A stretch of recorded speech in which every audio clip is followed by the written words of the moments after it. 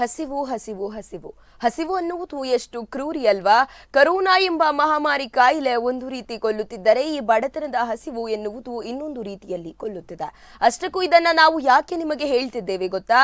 ಈ ಕರುಣಾಜನಕ ಸ್ಥಿತಿ ನೋಡಿದರೆ ಎಂತವರಿಗೆ ಕರುಳು ಕಿತ್ತು ಬರುತ್ತೆ. ಹಾಗಾದ್ರೆ ಏನಿದು ಈ ಸ್ಟೋರಿ ನೋಡಿ.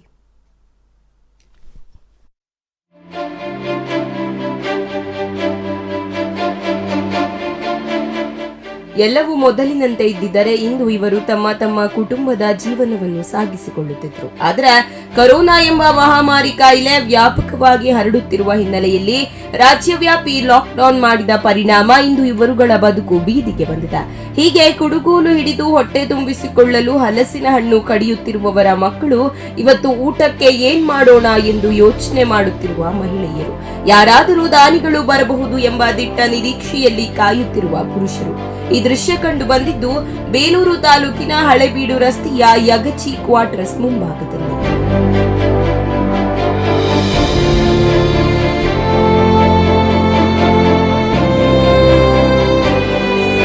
ನಮಸ್ತೆ. ನಮ್ಗೆ ಈ ಥರ ಲಾಕ್ಡೌನ್ ಆಗೈತೆ. ಮುಂಚೆ ಹಳ್ಳಿಗೆ ಬಿಡ್ತಾ ಇಲ್ಲ, ವ್ಯಾಪಾರಕ್ಕೆ ಬಿಡ್ತಾ ಇಲ್ಲ, ಏನು ಬಿಡ್ತಾ ಇಲ್ಲ. ನಮ್ಗೆ ಊಟ ತುಂಬ ಸಮಸ್ಯೆ ಆಗೈತೆ. ಯಾರು ತಂದ್ಕೊಡೋರು ಇಲ್ಲ. ನಮಗೆ ರೇಷನ್ ಇಲ್ಲ. ಏನು ವ್ಯಾಪಾರ ಮಾಡ್ತೀರಿ ಸರ್ ನೀವು? ಮುಂಚೆ ವ್ಯಾಪಾರಕ್ಕೆ ಹೋಗ್ತಾ ಇದ್ವಿ, ಮಿಕ್ಸಿ ವ್ಯಾಪಾರ, ಸ್ಟವ್ ರಿಪೇರಿ ಅಂತ ಪಾತ್ರೆಗಳು ವ್ಯಾಪಾರ ಮಾಡ್ಕೊಂಡಿದ್ವಿ. ಹಂಗಾಗಿ ಇವಾಗ ಎಲ್ಲೂ ಹೋಗೋಕ್ಕೆ ಬಿಡ್ತಾ ಇಲ್ಲ. ಹಾಗಾಗಿ ನಮ್ಗೆ ಸಮಸ್ಯೆ ಆಗೈತೆ. ಊಟಕ್ಕೆ ಏನಿಲ್ಲ. ಈ ಊಟಕ್ಕೆಲ್ಲ ಯಾವ ಥರ ಮಾಡ್ಕೊತಿದ್ದೀರಿ? ಏನಿಲ್ಲ, ಸ್ವಲ್ಪ ದಿನ ಇದ್ದು ತಿಂದ್ವಿ. ಇವಾಗ ಏನು ಇಲ್ದಂಗೆ ಆಗಿಬಿಟ್ಟಿದೆ. ಮನೇಲಿ ಏನು ತರಕಾರಿ ಇಲ್ಲ, ಅಕ್ಕಿ ಇಲ್ಲ, ರೇಷನ್ ಇಲ್ಲ, ಎಂಥದ್ದು ಇಲ್ಲ. ಊಟಕ್ಕೆ ಸಮಸ್ಯೆ ಆಗಿರೋದು ನಮಗೆ. ರೇಷನ್ ಅದು ತಂದುಕೊಟ್ರೆ ಸಾಕು, ಯಾರನ್ನ ಸಹಾಯ ಮಾಡಿದ್ರೆ ಸಾಕು.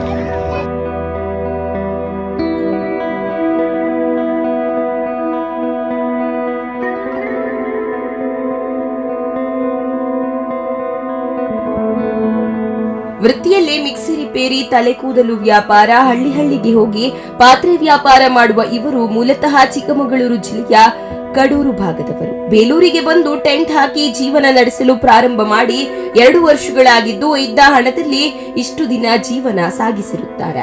ಕಳೆದ ಬಾರಿ ಲಾಕ್ಡೌನ್ ಸಂದರ್ಭದಲ್ಲಿ ಯಾರಾದರೂ ಬಂದು ಊಟಕ್ಕೆ ಬೇಕಾಗುವ ಸಾಮಗ್ರಿಗಳನ್ನು ಕೊಡುತ್ತಿದ್ರು. ಆವಾಗ ನಮಗೆ ಕಷ್ಟ ಅನಿಸುತ್ತಿರಲಿಲ್ಲ. ಈ ಬಾರಿ ಲಾಕ್ಡೌನ್ ಮಾಡಿ ಇಷ್ಟು ದಿನ ಆಗಿದೆ, ಯಾರೂ ಕೂಡ ನಮಗೆ ಸಹಾಯ ಮಾಡುತ್ತಿಲ್ಲ.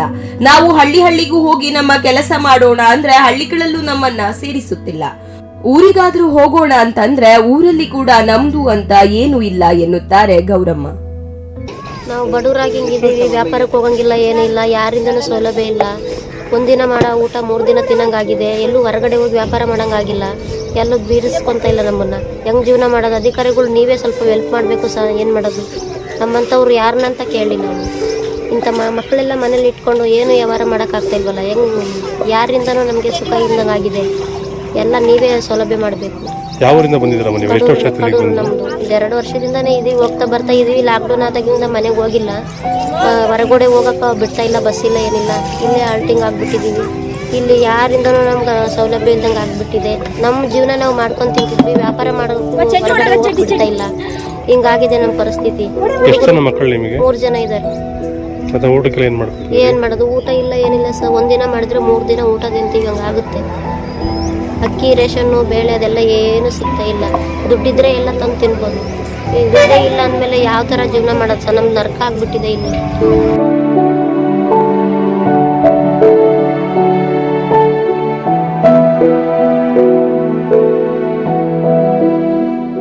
ಒಟ್ಟಾರೆಯಾಗಿ ಕಳೆದ ಬಾರಿ ಲಾಕ್ಡೌನ್ ಸಂದರ್ಭದಲ್ಲಿ ಕೈಲಾದಷ್ಟು ಸಹಾಯ ಮಾಡಿದ್ರು. ಆದ್ರೆ ಈ ಬಾರಿಯ ಲಾಕ್ಡೌನ್ ಸಂದರ್ಭದಲ್ಲಿ ಈ 25 ಕುಟುಂಬಗಳು ಪ್ರತಿದಿನದ ಊಟಕ್ಕಾಗಿ ಪರಿತಪಿಸುತ್ತಿದ್ದಾರೆ.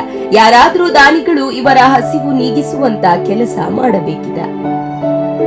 ಯೋಗೇಶ್ ಬಿ, ಸ್ಪಂದನ ಟಿವಿ.